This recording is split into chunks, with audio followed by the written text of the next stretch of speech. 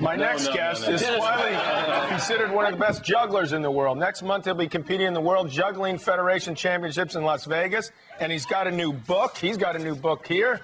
Please welcome Jason Garfield. A lot of people don't realize that there's lots of different kinds of juggling. People's first experience with a juggler is probably the one that they think is what all jugglers do. So you see a guy in the circus juggling and juggling knives or fire or eating apples, which we can discuss later. And they think, oh, this is what jugglers do. So you say, you know, someone finds out that you're a juggler. That's not what they do. Well, that's what those jugglers do. The less skilled jugglers do that. The ones that actually possess... Oh. Are we really in favor of the circus clown jugglers here? Would you rather see one of those come out in their spandex? So you obviously consider... Oh, go ahead. Well, I mean, people are just more accustomed to seeing a guy in spandex and sequins come out and shake his butt and juggle a little bit, too. This kind of juggling, the kind of juggling that I do is mainly a competitive athletic skill version of juggling. It's pushing the limits of juggling, and most people haven't really seen it done this way. Most people, either see somebody juggling in the circus or juggling on the street, yelling at people with their fire, their knives, or their chainsaws, or their bowling balls, or their fruit limited to apples. But for the most part, people see a guy juggling and eating an apple, and they think, oh, he must be a very good juggler. You know, he's juggling and eating an apple. You know, well, maybe they're just really good at eating apples, and the juggling is insignificant. I mean, I can take these 3 balls right here, and I can have a conversation with you, and I don't really have to look at them. Now, it's harder for me to think of the words that I'm putting together to talk to you right now than it is to focus on this juggling. And the juggling is basically insignificant.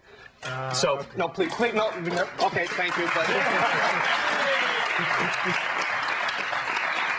So what about this is it year-round, these juggling championships or tournaments? Well, right now, the one that I'm preparing for is the first one of its kind. It's the first time that an actual juggling competition has been structured so that it actually makes sense when somebody wins.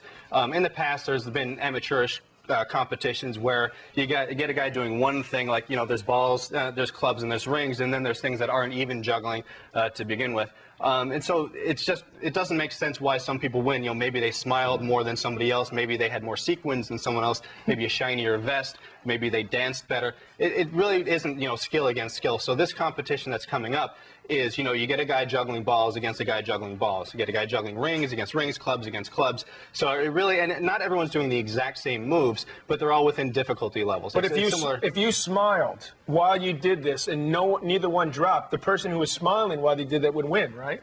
No, not necessarily. Not if that's a very... the one was like... Well, suppose the person that smiled naturally smiles all the time, and it's hard for him not to smile. Then it would actually be more difficult for him to not smile, just like it would be more difficult for me to smile. So if he maintains his smile, I don't smile, it's equal.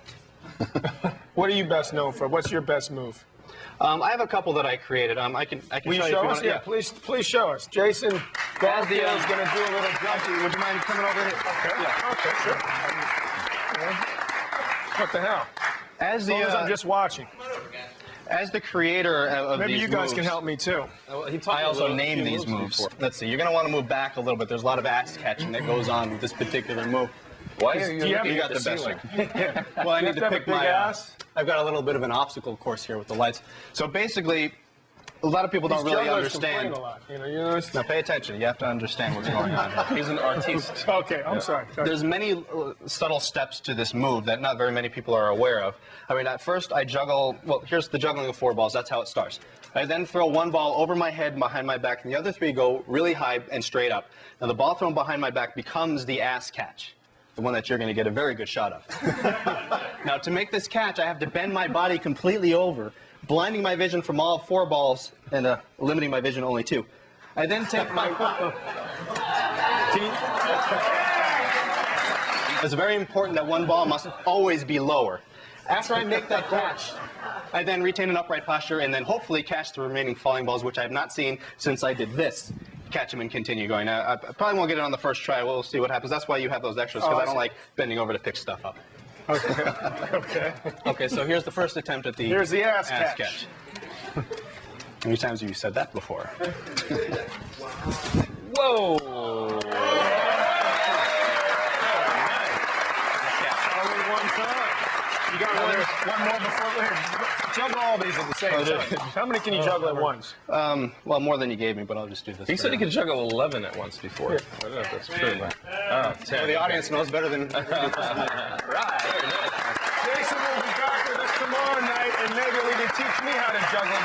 this show wasn't juggling enough, for more on the World Juggling Federation Championship, you can log on to www.thewjf.com. And don't forget to catch all the action on ESPN 2 January 27th and 28th. I'd like to thank my guests, Kathy Griffin, Ron Spiro, and Barry Williams. We'll be right back with one closing thought.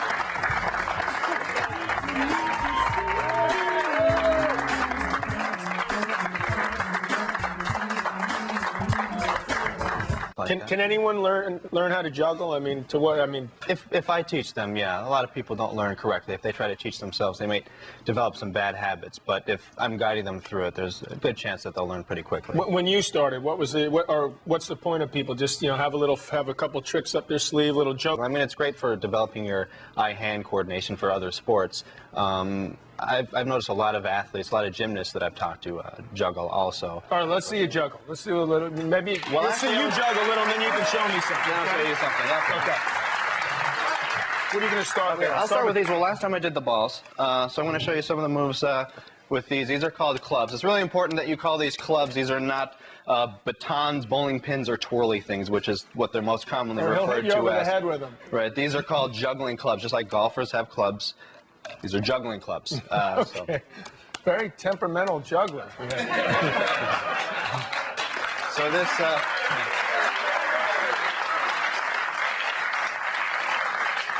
What I've noticed, people like to applaud when jugglers make mistakes, which is just kind of reinforcing bad performance. I mean, if you miss a shot, no one claps for you unless they didn't like you. Well, they just sort of want to help you out, make you not feel bad. Whoa.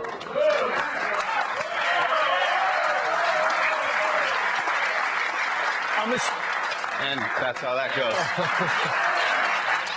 This demonstration.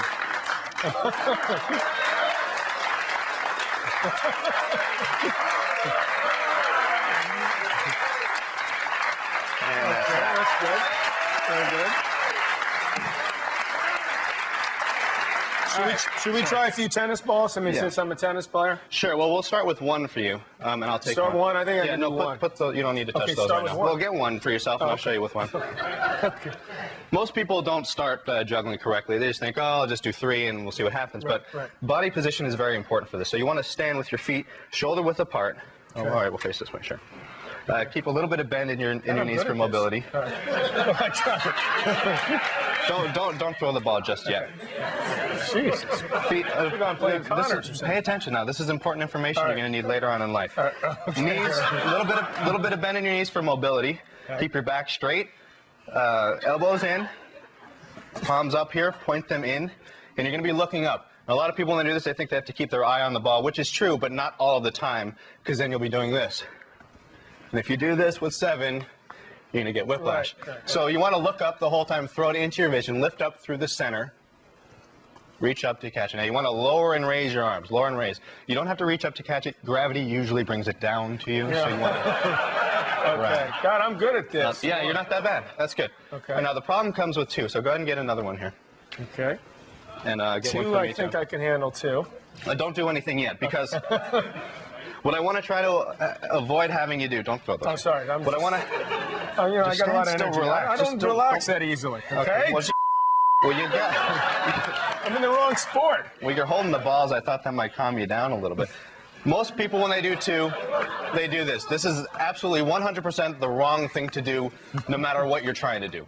Both hands have to throw. So you're going to throw with the right hand, just like you did with 1. When that reaches the top, you're going to throw the second one underneath and across to the other side. Then they come down one at a time. So it looks like this. Here, watch me straight on. All right? Nope. Okay, that's exactly what I told you not to do. Oh, okay. Both hands throw, and I figured most athletes would pick this up pretty quickly. Pretty quick. Yeah, not you. Yeah. So you're going to want to... You're going to throw and then throw. Both hands throw. Right, left. Catch. There you go. That was perfect. No,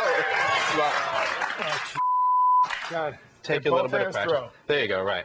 Okay. And then again. No, both hands. Both hands throw. Yeah. Do the same thing now. Yeah. Good. Very good. Okay. You're not really ready for it, but the other way. I mean, I'm pretty sure it's not that way. Okay. Let's just move on to 3. This should be interesting. You move on. How many can you do? 10, but we're not going to do that today. You can do 10? You got a few too many, I think. Yeah, but you know what? Yeah, I do 10, and then what do you want? 11. I do 11, what do you want? 12. So we got to draw the line somewhere. Can we do like 6 or 8? Can you do 6 or 8? We can't do 6 or 8. Here, take these. You I'll do. do I'm 5 hopeless. for you. I'm hopeless. Here. Yeah, well, all right. So this is what 5 looks like. Tell me when I should throw one in. You're going to be waiting for a while. You want to give it a try? Let's see, a complete and utter failure. Throw it to my left hand. Anytime, it really doesn't matter. Yes. Here's the I got one from you. You can catch Jason at the World Juggling Federation Championships in Vegas, December 16th to 21st.